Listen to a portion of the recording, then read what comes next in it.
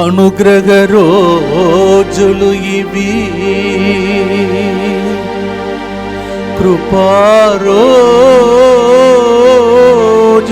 ఇవి, ప్రభు ఇచ్చిన కృపా రోజులు ఇవి. పరిహారమై పాప పరిహారమై యేసు బలి అయిన కృపా రోజులు ఇవి. పాప పరిహారమై యేసు బలి అయిన రోజులు ఇవి. మనకు పరిహారి అయి యేసు పరిహారి అయి మారిన కృపా రోజులు ఇవి. కృప వెంబడి కృపను పొందెదాం, కృపా సింహాసనం చేరెదాం. కృప వెంబడి కృపను పొంది అవసరమునకు ఆనుకొనగలిగిన ప్రభు సింహాసనం చేరెదాం. ఇదే కల్వారి పయనం, ఇదే కల్వారి త్యాగ జీవన పయనం. రండి రక్షణ పొందండి,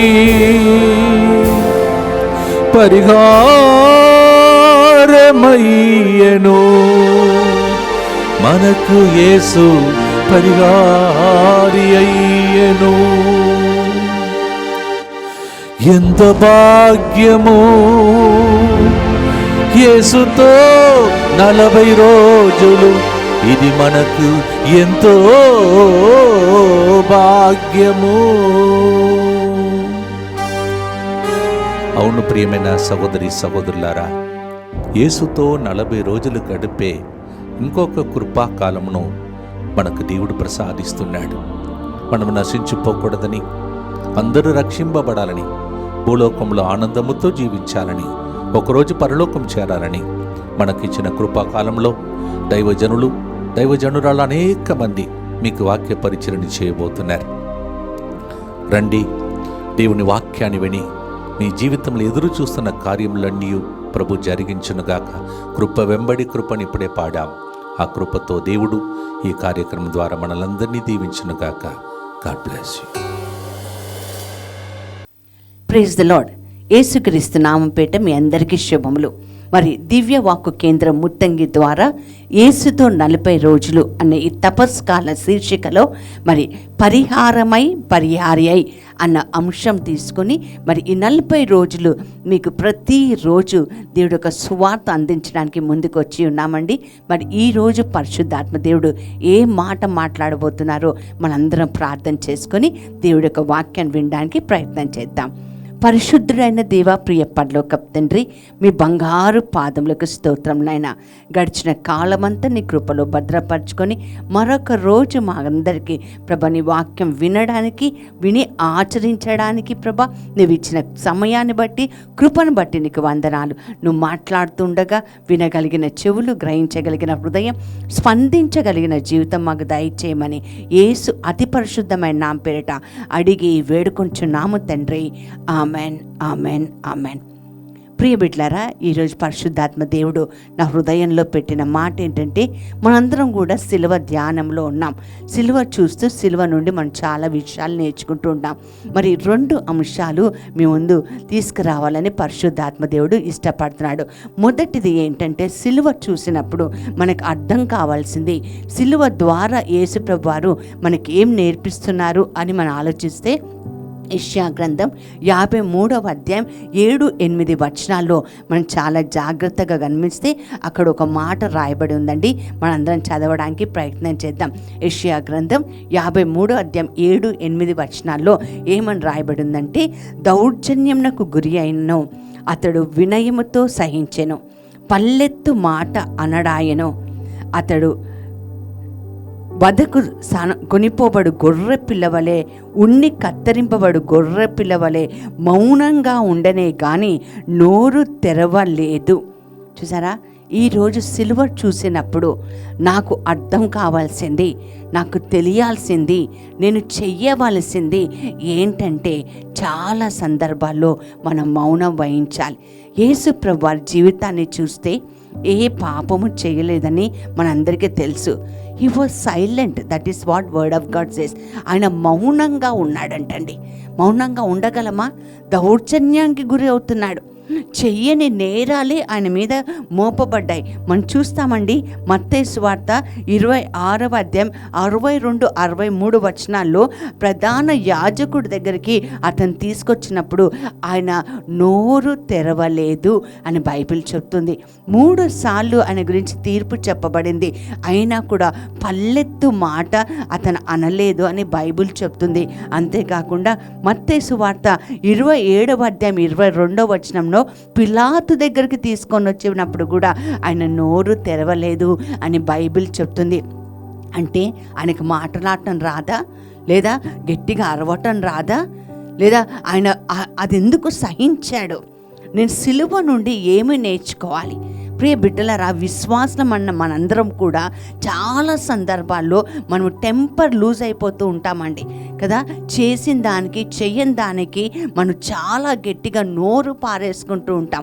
ప్రియ బిడ్డలారా, ఈ తపస్సు కాలంలో లేదా శ్రమల కాలంలో లేదా ఈ లెంట్ సీజన్లో నేను నేర్చుకున్న ఒక్క విషయం మీద చెప్పాలనుకుంటున్నాను, ఏంటంటే మౌనంగా ఉండటం. ఎందుకు యేసుప్రభు వారు మౌనంగా ఉన్నారు? ఆయన కేకలేస్తే దేవదూతల సమూహం రాదా? ఆయన ఏడిస్తే తండ్రి దేవుడు వచ్చి సహాయం చేయడా? లేదా ఆయన ఫాలోవర్స్ ఆయన దగ్గర ఉండరా? చూడండి, చిన్న సెలబ్రిటీలే వాళ్ళ జీవితంలో ఏదన్నా ఎవరైనా వాళ్ళ గురించి ఏదైనా మాట్లాడితే ఫాలోవర్స్ అందరూ కూడా మరి ఇన్స్టాగ్రామ్లో, యూట్యూబ్లో, మరి సోషల్ మీడియాలో వీలైతే ధర్నాలు చేసి గట్టిగా అరుస్తూ ఉంటారు. వాళ్ళందరికంటే గొప్పవాడు యేసుప్రభు కాదా? మరి యేసుప్రభు ఎందుకు మౌనంగా ఉన్నాడు? బైబిల్ క్లియర్గా చెప్తుంది ప్రియ బిడ్డలారా, ఆయన దౌర్జన్యమునకు గురి అయినను ఆయన మౌనం వహించాడట. ఆయన ఏ తప్పిదములు చేయకుండా కూడా ఆయన మౌనంగా ఉన్నాడట. ప్రియ బిడ్డలారా, లూకాసు వార్త 23వ అధ్యాయము 9, 10, 11 వచనాల్లో మనం చదివితే హేరోదు దగ్గరికి తీసుకొని వచ్చినప్పుడు కూడా ఆయన మౌనంగా ఉన్నాడు. ప్రధాన యాజకుడి దగ్గరికి, పిలాతు దగ్గరికి, హేరోదు దగ్గర తీసుకొచ్చినప్పుడు కూడా తనని తాను రక్షించుకోవడానికి, తన గురించి తాను ఫిర్యాదు చేసుకోవడానికి, తన గురించి తాను నోరు తెరవడానికి కూడా యేసు ప్రభువారు ఇష్టపడలేదు. కారణం ఏంటండి? ఈరోజు మనం తెలుసుకోవాలి. సిలువని చూసినప్పుడు నేను నేర్చుకోవాల్సిన ఇదొక గొప్పటి ఏంటంటే, ఐ మస్ట్ నో, నాకు తెలియాలి నేను ఎప్పుడు నోరు తెరవాలో, ఎప్పుడు నోరు తెరవకూడదు. దౌర్జన్యానికి గురి అవుతున్నాడట. బైబిల్ చెప్తుంది ప్రియ బిడ్డలారా, మత్తయి సువార్త 27వ అధ్యాయం 39 నుంచి 44 వచనంలో మనం చదివినట్లయితే, వచ్చి పోవు వారు తలలూపుచు అతని గురించి హేళనగా మాట్లాడారట. ప్రధాన యాజకులు, ధర్మశాస్త్ర బోధకులు కూడా ఆయనను చూసి చిన్నతనంగా చూశారట. దేవాలయంను పడగొట్టి 3 రోజుల్లో నిర్మించువాడా, నిన్ను నువ్వు రక్షించుకోలేవా అని మాట్లాడారట. ఇంకేమన్నారో తెలుసండి? వీడు అంటున్నాడు. ఎవరైనా మనని వీడు, వాడు, ఆమె, ఒసై అంటే మనం ఊరుకుంటామండి? వీడు ఇతరులను రక్షించును కానీ తనని తను రక్షించుకోలేడు అని మాట్లాడుతూ ఉన్నారట. ఇంకా బాధాకరమైన విషయం ఏంటో ప్రియ బిడ్డలారా తెలుసా? దొంగలు సైతం, ఆయన కుడివైపు ఎడమవైపు వేసిన దొంగలు సైతము ఆయనని చూసి దూషిస్తున్నారట. ప్రధాన యాజకులు దూషిస్తున్నారు, ధర్మశాస్త్ర బోధకులు దూషిస్తున్నారు కదా. బైబిల్ చెప్తుంది, యెషయా గ్రంథం 53లో ఆయన గడ్డం పట్టుకొని లాగితే చర్మం ఊడొచ్చిందండి. 150 కేజీల భారమైన సిలువ ఆయన మోస్తున్నారు. ముళ్ళ కిరీటాన్ని అల్లి ఆయన తల మీద పెట్టారు. కొరడా దెబ్బలు ఆయన మీద పడ్డాయండి. రక్తం ఏరులై పారింది. బైబిల్ చెప్తుంది ఆయన మీద ఉమ్ము వేశారట. ఉమ్ము వేసి హేళన చేస్తున్నారు. పిడిగుద్దులు గుద్ది ఎవరు గుద్దారో చెప్పమని వెనుక నుంచి నవ్వుతున్నారు. ఇంత శ్రమ పడుతున్నా కూడా ఆయన మౌనంగా ఉన్నారట. వాక్యం వింటున్న నువ్వు నేను మరి ఎన్ని సందర్భాల్లో మన మౌనాన్ని, మన టెంపర్ని మనం వదులుకున్నాం. చెయ్యని నేరాలే నీ మీద పడి ఉండవచ్చు, నీ గురించి చెడుగా ప్రచారమే చేసి ఉండవచ్చు. ప్రతి క్రైస్తవ బిడ్డ క్రీస్తు పోలి జీవించాలని పౌలు గారు ఎఫెసీ పత్రికలో రాస్తూ ఉన్నారు. మీరు దేవుని ప్రియ బిడ్డలైతే ఆయన పోలికతో జీవించండి. ఆయన పోలి ఎలా జీవించాలంటే దౌర్జన్యంకు గురి అయినను, హింసకు గురి అయినను, కొరడా దెబ్బలు తిన్నా కూడా నోరు తెరవలేదండి. కారణం ఏంటో తెలుసా? నిన్ను నన్ను నిత్య జీవంలోకి తీసుకెళ్ళడానికి. నోరు తెరిస్తే తండ్రి తన కోసం పంపించిన ప్రణాళిక, తండ్రి నా కోసం మన కోసం పంపించిన ప్రణాళిక యేసుప్రభు వారు పూర్తి చేయలేరు. నన్ను రక్షించుకోవడానికి సాతాన్ని, పాపాన్ని, శాపాన్ని, లోకాన్ని జయించడానికి తను మౌనం వహించాడు. ప్రియబిడ్డలారా, ఈరోజు మన జీవితంలో కూడా ఇది పాఠం నేర్చుకుందామా? హెబ్రీ పత్రిక 12వ అధ్యాయం 3-4 వచనాల్లో వాక్యం పలుకుతుంది. ఆయన దౌర్జన్యంకు గురి అయినా సరే, హింసకు గురి అయినా సరే, సిలువ వేయబడినా సరే ఆయన నుండి మీరు నేర్చుకోండి అని బైబిల్ మనకి నేర్పిస్తుంది. ప్రియబిడ్డలారా, అంత గొప్ప దేవుడు మన దేవుడు. మరి చాలా సందర్భాల్లో మనం మౌనంగా ఉండటం లేదు కదా. మనకి మనం న్యాయాన్ని చెప్పుకుంటూ తీర్పు మనమే ఇచ్చుకుంటూ ఉంటాం. ప్రియబిడ్డలారా, యుద్ధము యెహోవాదే, నువ్వు కదలక మెదలక ఉండమని దేవుడు మనకి నేర్పిస్తున్నారు. ఈ మౌనం మన జీవితానికి మహిమ తెస్తుంది. మనం చూస్తామండి, యేసు ప్రభువారు సిలువ యాత్ర ముగించుకున్న తర్వాత దేవాది దేవుడు, తండ్రి దేవుడు అతని గొప్ప స్థానాన్ని ఇచ్చాడు. సిలువ ధ్యానాలు చేస్తున్న మనం సిలువ నుండి రెండోదిగా నేను నేర్చుకున్న పాఠం మీకు చెప్పాలని ఇష్టపడుతున్నాను. అది ఏంటంటే ఫిలిప్పీ పత్రిక 2వ అధ్యాయం 8వ వచనం. సిలువ మరణం వరకు విధేయత ఉంచాడు. సిలువ మరణం వరకు మరణించడం ఎవరికి ఇష్టం ఉంటుందండి? మీకు ఇష్టమా? నాకు ఇష్టమా? మరణం వరకు ఏదైనా సరే నా జీవితంలో మరణం వరకు నేను విధేయత. ఆ విధేయత ఎంతవరకు అంటే నేనేం చెప్తానంటే డైడ్ ఎంప్టీ, చచ్చిపోయినప్పుడు ఖాళీగా చచ్చిపోయాడు. వాక్యం వింటున్న మనం, సిలువ ధ్యానాలు చేస్తున్న మనం ఖాళీ పాత్రలుగా మారగలమా? Can we die empty? ఖాళీ పాత్రగా మనం మరణించగలమా? యేసుప్రభు వారి జీవితం చూద్దాం. ఆయన తనను తాను రిక్తునిగా చేసుకున్నాడు, తను ఖాళీగా చేసుకున్నాడు. తన పొజిషన్ని, తన స్థాయిని, తన స్థలాన్ని ఖాళీగా చేసుకున్నాడు. తన పలుకుబడిని ఖాళీ చేసుకున్నాడు. ఎక్కడ కూడా తండ్రి రికమెండేషన్ ఆయన తీసుకోలేదు. తనకు స్థలము ఏది కూడా ఆస్తులు పోగు చేసుకోలేదు. తనకంటూ ఒక గొప్ప గ్రూపును తయారు చేసుకోలేదు. ఖాళీగా వచ్చాడు, ఖాళీగా. ఆఖరికి తన కోసం ఏర్పడిన సమాధి కూడా ఖాళీ అయిపోయిందండి. రిక్తునిగా చేసుకున్నాడు. మన జీవితంలో మనం చూస్తే ఏం తిందామా, ఏం తాగుదామా, ఏం ధరిద్దామా, ఎక్కడ ఏమి కూర్చుకుందామా, కొన్నిసార్లు ఈ అన్ని ప్రాసెస్లో మనము దేవుడి బిడ్డలమా లేదా సాతాను బిడ్డలమా అని కూడా మర్చిపోతుంటాం. బైబిల్ చెప్తుంది ప్రియ బిడ్డలారా, ఫిలిప్పీ పత్రిక 2వ అధ్యాయం 6-7 వచనాల్లో ఆయన ఎల్లప్పుడూ దైవ స్వభావం కలిగి ఉన్నను, దేవునితో తన సమానత్వమును గణింపలేదు. తండ్రితో సమానం ఎంచుకోలేదండి. ఆయన సమానం అయినా సరే. చూసారా, సిలువ చూసినప్పుడు నాకు తెలుసుకోవాల్సింది ఏంటంటే, మొదటిది నేను తెలుసుకోవాలి ఏంటంటే నేను సహనముతో మౌనంగా ఉండాలి. రెండోది నేను తెలుసుకోవాలి ఏంటంటే నేను విధేయత చూపించాలి. ఎంత విధేయత చూపించాలి? మరణం వరకు విధేయత చూపించాలి. పొజిషన్ రాగానే గతాన్ని మర్చిపోయే వాళ్ళం మనందరం కదండి. ఆయన సమానత్వంగా ఎంచలేదు. దైవ కుమారుడు స్వభావం కలిగి ఉన్నను, ఆయన సమానత్వంగా ఎంచుకోలేదండి. అంతేకాదు, ఇది గ్రహింపవలసిన విషయం. కానీ ఆయన తన్ను తాను రిక్తునిగా చేసుకొని సేవకు రూపము దాల్చి మానవ మాతృడిగా జన్మించెను. ప్రియ బిడ్డలారా, వాక్యం వింటున్న మనం సేవకు రూపం దాల్చడానికి మనకు సాధ్యమవుతుందా? సిలువ చూస్తున్నప్పుడు మనలో తగ్గింపు దొరుకుతుందా? ఆలోచన చేస్తున్నామా? రిక్తునిగా చేసుకోవటం ఒకటైతే సేవకు రూపం దాల్చండి. హీ బికేమ్ సర్వెంట్, సేవకు రూపం. అందుకనే ఆయన దైవ కుమారుడయుండి అందరికి, అక్కడ ఉన్న వాళ్ళందరికీ తెలుసు ఆయన దైవ కుమారుడని. అద్భుతాలు, ఆశ్చర్య క్రియలు ఆయన ద్వారా జరుగుతున్న శిష్యుల పాదాలు శిష్యుల పాదాలు మరి కడుగుతాడు చూడండి.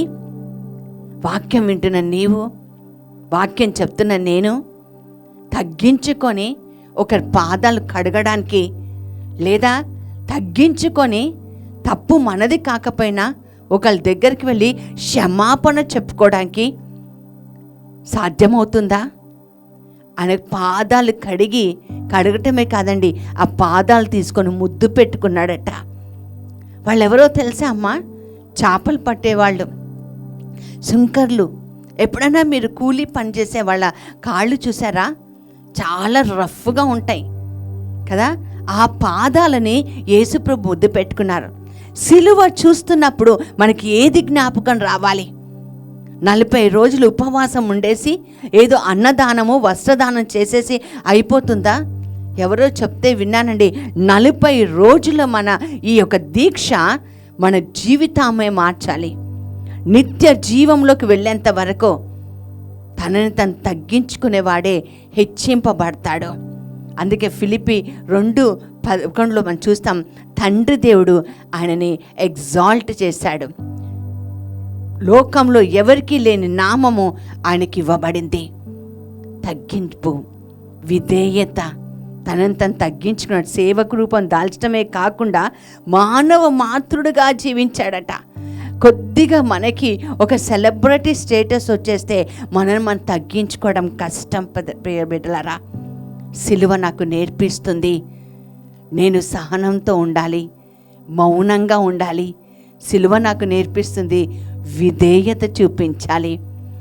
అంతేకాకుండా సిలువ నాకు నేర్పిస్తున్న మరొక విషయం ఏంటంటే తండ్రి చిత్తాన్ని నెరవేర్చాలి.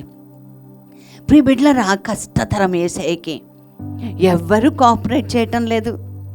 ఒక్కొక్కరు అతని ఎట్లాగన్నా పట్టి పళ్ళు కొరుకుతూ అతని సిలువ వేయాలని ఒక శత్రు గుంపు ఒక పక్కన తయారవుతుంది. కొంతమంది నమ్మినట్టే నమ్మి నమ్మక ద్రోహం చేసేవాళ్ళు కూడా ఉన్నారు. నిన్నెన్నడూ వీడనన్నవాడు వదిలేసి వెళ్ళిపోయాడు. పేతురు వదిలేసి వెళ్ళిపోయాడు. ఇస్కారియోతు యూదా అయితే ఏకంగా ముద్దు పెట్టుకున్నాడు. ఆ గమ్యం చేరడానికి, తండ్రి చిత్తం చేయడానికి యేసు ప్రభువుకి మరి ఎంత అసాధ్యమైన పరిస్థితులు ఉన్నాయో చూడండి. అయినా కూడా బైబిల్లో ఒక మాట చెప్తారండి, యోహాను సువార్తలో వాక్యం చెప్తారు, సంపూర్ణంగా తండ్రి చిత్తాన్ని సంపూర్ణంగా నెరవేర్చి తన ఆత్మను తండ్రికి అప్పగించాడు. హల్లెలూయా. సిలువ మనకు నేర్పించేది ఏంటంటే దేవుడి చిత్తాన్ని సంపూర్ణంగా నెరవేర్చడమే, మధ్యలో వదిలేలేదు.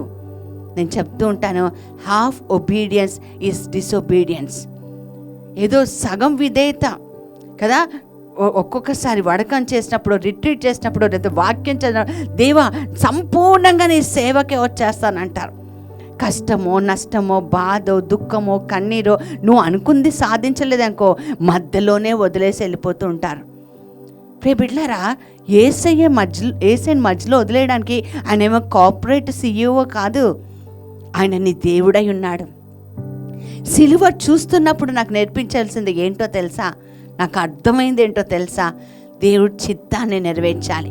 కష్టాల కడిలి రావచ్చు, దుఃఖమే రావచ్చు. పేతురు గారు ఏం చెప్పారో తెలుసా? నువ్వు క్రీస్తు కోసం శ్రమలు పడుతున్నట్లయితే ఆయన శ్రమల్లో పాలు పంచుకుంటున్నావు. ఒక దొంగగానో, ఒక హంతకుడుగానో, ఒక వ్యభిచారిగానో నువ్వు తిట్లు తినట్లేదు, బాధపడలేదు. క్రీస్తు నిమిత్తం నువ్వు శ్రమ పడితే నువ్వు ధన్యుడవు, నీ పేరు జీవగ్రంథంలో ఉంటుంది. తండ్రి చిత్తాన్ని నెరవేర్చడానికి సంపూర్ణంగా మనం సమర్పించుకుంటున్నామా? ఈరోజు ఒక మాట ఆలోచించుకోవాలి. యేసుప్రభువారు వెనుకకి తిరిగి చూడలేదండి. అందుకని లేఖనాలు చెప్తాయి, నాగటి మీద చేయి పెట్టి వెనుకకు తిరుగువాడు ఆయన సేవకుడు కాదు. తన దేవుడు తండ్రి చిత్తాన్ని, ఏం చిత్తం? ఇదిగో నువ్వు భూలోకానికి వెళ్తున్నావు, భూలోకంలోకి వెళ్తే కొన్ని రోజులు మీ మమ్మీ దగ్గర ఉంటావు, తర్వాత ఇంకా సంగతి నువ్వు తిరగాల్సిందే. 3.5 సంవత్సరాలు ఆకలేస్తుంది, దప్పికేస్తుంది. అంతేకాదు నిన్ను చేతులు కాళ్ళు కట్టేస్తారు, నిన్ను బట్టలు కూడా తీస్తారు, ముండ్ల కిరీటం పెడతారు, కొరడాలతో కొడతారు, ఉమ్మేస్తారు, చెప్పులు కూడా ఉండవు. నువ్వు గొల్గొతా కొండపైకి వెళ్ళాలి. సినిమాలో స్క్రీన్లు చూసినట్టుగా యేసుప్రభు తండ్రి గారు అన్నీ చెప్పి పంపించారండి. ఎక్కడైనా పారిపోయాడా? ఎక్కడన్నా నా వల్ల కాదయ్యా అని చెప్పాడా? నీ చిత్తం చేయటం నా జీవితం అన్నాడు. సిలువ ధ్యానాలు చేస్తున్న మన జీవితంలో కూడా దేవుడి చిత్తాన్ని సంపూర్ణంగా నెరవేర్చాలి. నీ కుటుంబం ఒక బాధ్యత అయితే నీ కుటుంబాన్ని సంపూర్ణంగా నీ బాధ్యత నెరవేర్చాలి. నువ్వు పిల్లలవైతే తల్లిదండ్రులకు విధేయించి ఉండాలి. యేసుప్రభు నేర్పించారండి ఇదంతా. తల్లికి తండ్రికి విధేయుడై ఉన్నట్టుగా మనం చూస్తాం. 4వది సిలువ నాకు చూపించిన మాట ఏంటో తెలుసా? ఎటువంటి వారినైనా, ఎలాంటి వారినైనా సింపుల్గా ఐ లవ్ యూ అని చెప్పేయటమే. ఐ లవ్ యూ ఎవరు చెప్తారండి? ఐ లవ్ యూ చెప్పాలంటే నా గుండెల్లో స్పిరిట్ ఆఫ్ ఫర్గివ్నెస్ ఉండాలి, క్షమించే ఆత్మ ఉండాలి. అది క్రీస్తు ఆత్మనే. క్షమించగలిగిన ఆత్మ నీలో ఉంటే సిలువ చూస్తున్నప్పుడు మామూలు మనిషిని కాదండి. నా జీవితం నేను మీకు చెప్తా. నేను చాలా టఫ్ పర్సన్ని.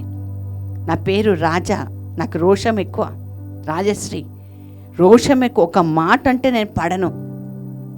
కానీ సిలువ చూసినప్పుడు నాకేమైందో తెలుసా అమ్మా? ఆ సిలువలో యేసు ప్రభు ఏ విధంగా క్షమించాడో ఆ విధంగా క్షమించడానికి సిద్ధపడ్డాను. నా మాట, నా చూపు, నా ప్రవర్తన, నడవక అంతా మారిపోయింది. క్షమించగలగాలి. ఎంతవరకు?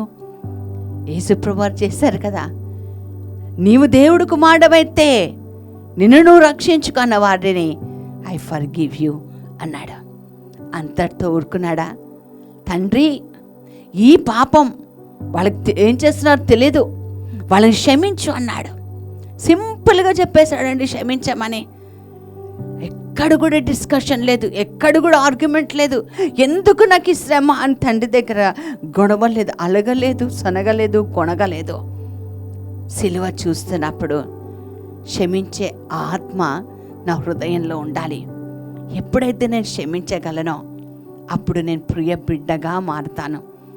ఎంతగా మారుతాను కదా? ఎన్నిసార్లు క్షమించాలి కదా? బైబిల్ చెప్తుంది జీవితకాలం అంతా.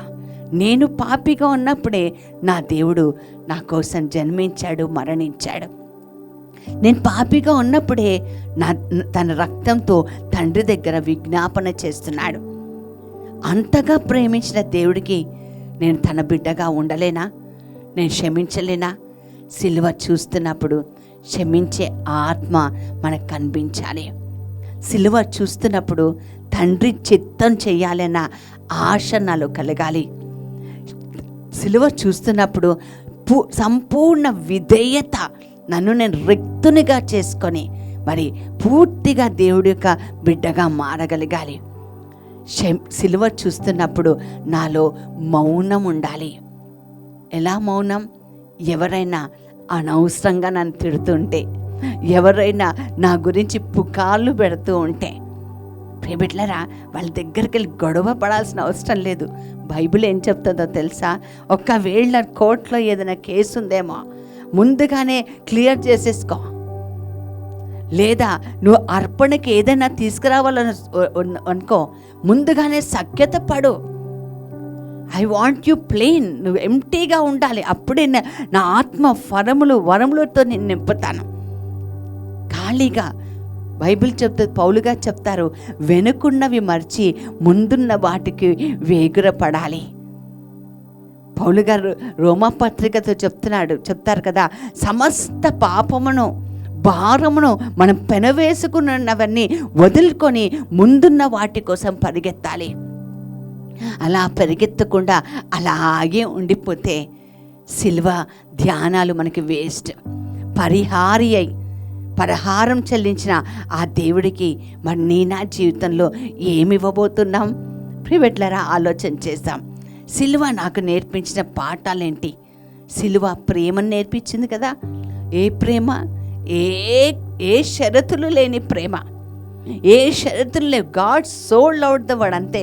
దేవుడు లోకమును ఎంతగానో ప్రేమించాడంతే. ఆ ప్రేమలో ఎక్కడ ఏది కూడా కండిషన్ లేదు, షరతులు లేని ప్రేమ, అవధులు లేని ప్రేమ కదా. మానవులకు ఎవ్వరికీ లేని ప్రేమ, అగాపే ప్రేమ. అంటే నేను ఎలా ఉన్నానో అలాగే నన్ను ప్రేమించే ప్రేమ. ఈరోజు ఆలోచన చేద్దామా? మనం ఎవరినైనా ప్రేమిస్తున్నామంటే లేదా ఎవరినైనా పలకరిస్తున్నామంటే మనకు కండిషన్స్ కావాలి కదండి. వాళ్ళు నాతో ఉండాలి, నా అలాగే ఆలోచించాలి, నాకు వాళ్ళకి ఒక సమానత్వం కలిగి ఉండాలి. అప్పుడే ఆ ప్రేమలు, ఆ బంధాలు ముందుకు సాగుతాయి. ఎక్కడన్నా ఒక దగ్గర కొంచెం తగ్గింపులోనో లేదా కొంచెం స్థాయికి తగ్గులో ఉంటే ఇంకా ఆ ప్రేమ లేదు, ఉండదండి. వాళ్ళను పనోళ్ళలాగానో బానిసలాగానో లేదా వాళ్ళ బ్రతికి ఇంతేనో అని ఆలోచిస్తూ ఉంటాం. క్రీస్తు ప్రేమ అందరినీ సమానంగా చూశాడు కదా. ఎవరినైనా హెచ్చు తక్కువలో చూశాడా? అందరినీ ప్రేమగానే చూశాడు. అందుకే బైబిల్ ఒక మాట చెప్తుంది, గాడ్ ఇస్ లవ్. దేవుడు ప్రేమమయుడు. సిలువ చూస్తున్నప్పుడు నీకు నాకు జ్ఞాపకం రావాల్సిన ఒక అమూల్యమైన విషయం ఏంటంటే ప్రేమ. ప్రేమ తండ్రి నుంచి కొడుకుకి, కొడుకు నుంచి శిష్యులకి, అందరికీ పంచబెట్టింది. ఆయన ప్రేమ ఏం చేసిందో తెలుసా అండి? ఒక్క రక్తపు బొట్టు కూడా ఆయన ఉంచుకోలేదట. ఎంటీ. ఒక్క చిన్న నీటి బొట్టు కూడా ఆయనలో లేదు. ఖాళీ అయిపోయాడు ఆయన. ఖాళీ. ఆయన ప్రేమ అది కదా. మన ప్రేమలో పగలుంటాయండి, మన ప్రేమలో ద్వేషాలు ఉంటాయి కదా, మన ప్రేమలో ఈసడింపులు ఉంటాయి కదా, ఎన్నో మషాలాలు మన ప్రేమలో ఉంటాయి. సిలువ చూస్తున్నావా? సిలువ ధ్యానం చేస్తున్నామా? సిలువ ధ్యానం చేస్తే మన జీవితంలో ఉండాల్సిన ఈ విషయాలండి మనం నేర్చుకోవాలి. గమ్యం వదులుకోవద్దు. ఈ లోకం వదిలిపెట్టి, మీరు ఈ లోకంను వదిలిపెట్టి నా దగ్గరికి రావాలంటే ముందున్న వాటికి వెళ్ళి వెనుకున్న వాటిని మర్చిపోవాలి. నాగటి మీద చేయి పెట్టి వెనుకకి తిరిగి చూడవద్దు. ఆయన విశ్వాసమంతా, ఆయన గమ్యమంతా తండ్రి దగ్గరే. ప్రార్థన జీవితం, సిలువ నాకు శక్తినిచ్చిందండి కదా. బైబిల్ చెప్తుంది, 1 కొరింథీ పత్రిక 1:18 కొంతమందికి అర్థం కాదంటండి సిలువ మరణం. అందుకే వాళ్ళు ఏం చెప్తారో తెలుసా? అట్లా క్రూరంగా చనిపోయాడేంటి, 3 మేకుల మీద అట్లా వేలాడాడేంటి అని అసహించుకుంటారు. అర్థం కాదు కొంతమందికి, వెర్రితనంగా కనిపిస్తుంది. కానీ దేవుడిని ఆశ్రయించు వాళ్ళకి, దేవుని విశ్వసించే వారికి అది దేవుని శక్తి అయి ఉన్నది. The cross is power. అంటే నేను సిలువ చూస్తున్నప్పుడు బలహీనమైపోయిన నాకు బలం వస్తుంది, ఒక తెలియని ధైర్యం వస్తుంది. నా కోసం నా దేవుడు నా స్థానాన్ని ఆయన తీసుకున్నాడన్న ఒక గొప్ప విశ్వాసంలోకి నేను నడుస్తాను కదండి. నేను ఎక్కాల్సింది సిలువ. నేను కొట్టించుకోవాలి మేకలో, నేను తన్నులు తినాలి కొరడా దెబ్బలతో, నేను ముళ్ళ కిరీటం పెట్టుకోవాలి. నా స్థానంలో నా దేవుడు వేసుకున్నాడు. సిలువ చూసినప్పుడు శక్తి వస్తుంది కదా. కొంతమంది అంటారు సిలువ పెడుతుంటే కష్టాలు వస్తాయండి కదా. అర్థం లేని వాళ్ళు అలాంటి వారు ఈరోజు మన జీవితంలో ఉన్నట్లయితే సిలువ మనకి గొప్ప జ్ఞానం ఇవ్వాలి, సిలువ మనకి శక్తినివ్వాలి, సిలువ మనల్ని మౌనంగా ఉండటం నేర్పించాలి, సిలువ విధేయతను చూపించాలి, సిలువ సహనాన్ని నేర్పించాలి, సిలువ తగ్గింపును నేర్పించాలి, సిలువ ప్రేమను నేర్పించాలి. ఇవన్నీ మనకి నేర్పిస్తుంది సిలువ. మరి సిలువ ధ్యానంలో ఉన్న మనము నిజంగా నేర్చుకుంటున్నామా లేదా అని మన వ్యక్తిత్వాన్ని ఒకసారి పరిశీలించుకోవడానికి 40 రోజులు శ్రీసభ మనకి ఇచ్చిందండి. సిలువ ధ్యానంలో ముందుకు వెళ్ళి మన బ్రతుకులను మార్చుకుందాం. అలాంటి కృప దేవుడు మనకు దయచేయనుగాక. చిన్న ప్రార్థన చేసుకుందామా?